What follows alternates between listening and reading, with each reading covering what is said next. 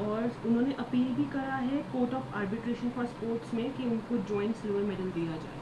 नहीं, बिल्कुल उनने जो अपील की है वो इम्पॉर्टेंट है, क्योंकि उन्होंने जो अपने 3 बाउट्स लड़े थे वो उसमें उन्होंने जीत हासिल पाई थी, और उनको डिस्क्वालीफाई इस तरीके से करना, और कहीं ना कहीं हमारा जो इंडियन ओलंपिक एसोसिएशन और जो पूरी टीम गई हुई है उनका पुख्ता तरीके से लड़ाई लड़ना इस नाइंसाफ़ी के ख़िलाफ़, मैं मानती हूँ कि उनको हमारे जो सिल्वर मेडल उनको मिलना चाहिए था उससे उनको वंचित रखा गया है।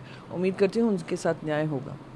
हरियाणा सीएम ने कहा है कि जब दिनेश फोगाट आएंगे उनका ग्रैंड वेलकम किया जाएगा, उनको एक मेडलिस्ट वाली सारी फैसिलिटीज़ दी जाएंगी। बात फैसिलिटीज़ की नहीं है, सबसे बात इम्पॉर्टेंट है कि उनको उस समय पे समर्थन मिलना चाहिए था जब जब उन्होंने न्याय की लड़ाई लड़ी है, चाहे वो जंतर मंतर पे हो, तब पूर्व मुख्यमंत्री हों जो अब केंद्र में आ गए हैं, या अब के मुख्यमंत्री हों, उन्होंने किसी ने हरियाणा की बेटी की आवाज़ नहीं उठाई, बल्कि उसमें जातिवाद ढूंढने का काम किया, प्रांतों में लोगों को बांटने का काम किया। और अब वो सबसे बड़ी उनकी लाइफ की चुनौती है जहाँ पे जीता हुआ मेडल वो हार गई हैं क्योंकि एक आर्बिट्रेरी डिसीजन लिया गया है। तो उम्मीद करते हैं कि हरियाणा सरकार उनको पूरी मजबूती से लड़ाई लड़वाएगी, जो उन्होंने अपील की है उसमें उनका पूरा समर्थन करेगी।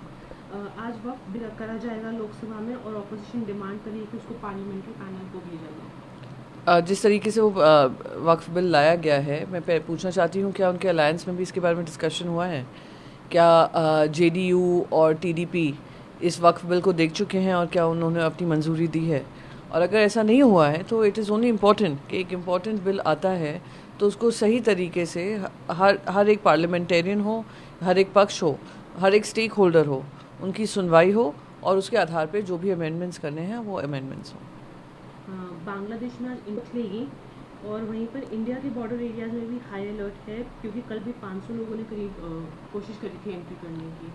उम्मीद करते हैं कि स्थिरता आएगी। मोहम्मद यूनुस जी ने भी जो आज कहा है कि he sees opportunities to work with India, और कहीं भी अगर कोई दरार है उसको कम करने की कोशिश करेंगे।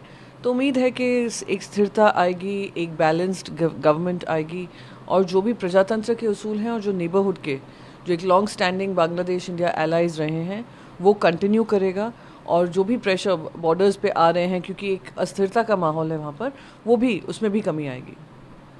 जिसमें उन्होंने कहा कि just like he stop Ukraine war, PM should save Hindus in Bangladesh, इस पे क्या कहेंगे? जिस तरीके से हिंसक घटनाएं सामने आ रही हैं हिंदू घरों के खिलाफ, और जो इंडियन स्टूडेंट्स हैं उनके हॉस्टल्स में आ रही हैं, वो हिंसा ख़त्म करना ज़रूरी है, और वो तभी हो सकता है जब खुद प्रधानमंत्री नरेंद्र मोदी उसमें इंटरेस्ट लेकर वो हिंदू घर जो बर्बाद किए जा रहे हैं, वो हिंदू परिवार जहाँ पे इस कत्लेआम चल रहा है उसको रोकने का काम करें।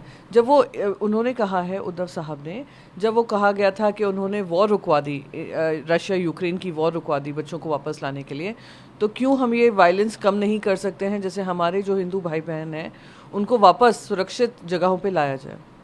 मैम, जैसा कि उन्होंने रिपोर्टर से मीटिंग के वक्त कहा कि एमबीए पार्टनर से पूछा जाए कि अगर मैं सीएम पे इसके लिए ठीक हूँ या नहीं। उनसे सवाल किया गया था और उन्होंने जवाब दिया है, पर देखिए जो भी ओपिनियन पोल्स हैं, जो भी पॉपुलैरिटी पोल्स हैं, जो भी मीडिया पोल्स हैं, हर मापदंड से वो एक पॉपुलर चीफ मिनिस्टर फेज रहे हैं, एक पॉपुलर चीफ मिनिस्टर रहे हैं। जब उनका कार्यकाल था ऑलमोस्ट ऑलवेज टॉप 5 सीएम्स में वो माने जाते थे, और जो अभी दुर्भाग्यपूर्ण महाझूठी अलायंस के चीफ मिनिस्टर हैं टॉप 3 बॉटम से, नीचे से वो माने जाते हैं।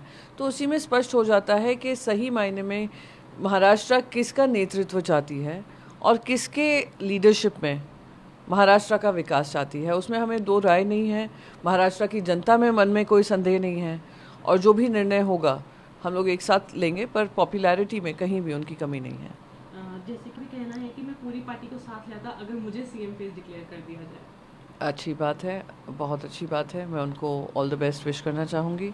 उम्मीद करूँगी कि भारतीय जनता पार्टी उनकी सुन रही होगी और आरएसएस उनके खिलाफ और सारे जो आर्टिकल्स लिख रही है वो लिखना बंद कर देगी।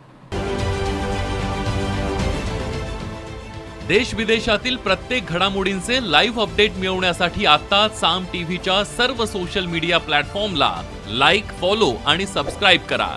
तसंच सर्व नोटिफिकेशनसाठी बेल आयकॉन प्रेस करायला विसरू नका।